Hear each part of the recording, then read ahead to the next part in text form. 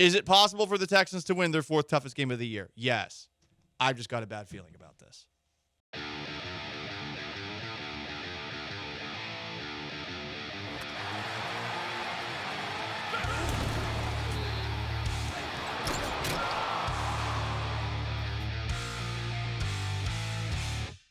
CJ Stroud's been a little bit more turnover prone this year than in years past. He already has just about as many turnovers as he had all of last year. Honestly, it could be a little bit more because he's gotten fortunate a couple of times on plays that got overturned, plays that were very, very close. And are the Texans going to be able to win in a shootout kind of game? Jordan Love turns the football over a lot. So that could help if you continue to get takeaways the way that you did against Drake May. But that's Drake May in his first start. This is Jordan Love, and Jordan Love said after the 34-13 win that the Packers had over the Cardinals last week that he's feeling 100% again. He had Romeo Doubs back. He's got Christian Watson. They got Jaden Reed. I mean, they got Josh Jacobs at running back too.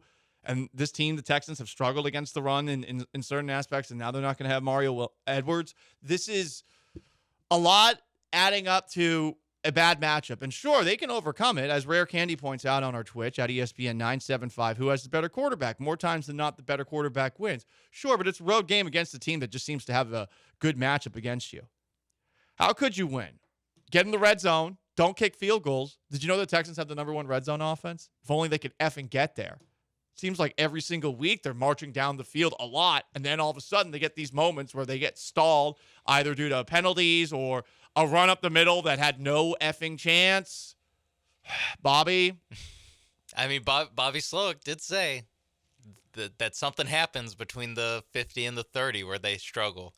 And so big, who could possibly have done this moment for Bobby Slowick being like, for some reason, I don't know what it is, the offense just stops working. I have an idea, and I know the Texans ran for 200-plus yards on Sunday against the Patriots, but in that game, they still ranked in the bottom 5 of the league in success rate for Week 6, and they were top 10 in stuff rate. So they're getting stuffed and not having success. And then they popped a couple big ones to make it look good. And it seems like it looks good, and it almost enables this guy going forward. And you're probably not going to be moving the ball very well against this Packers, against this Packers team on the ground. Throwing it, sure, go ahead. Be careful, go ahead. But please, run less, throw more. And one last wrinkle, and I know DeMeco Ryans doesn't really like doing this, but they've been doing it a little more this year. Blitz. Jordan Love, he's a bit of a maniac out there. Blitz him. 28th in QBR when blitzed this year. Is it possible for the Texans to win their fourth toughest game of the year? Yes. I've just got a bad feeling about this.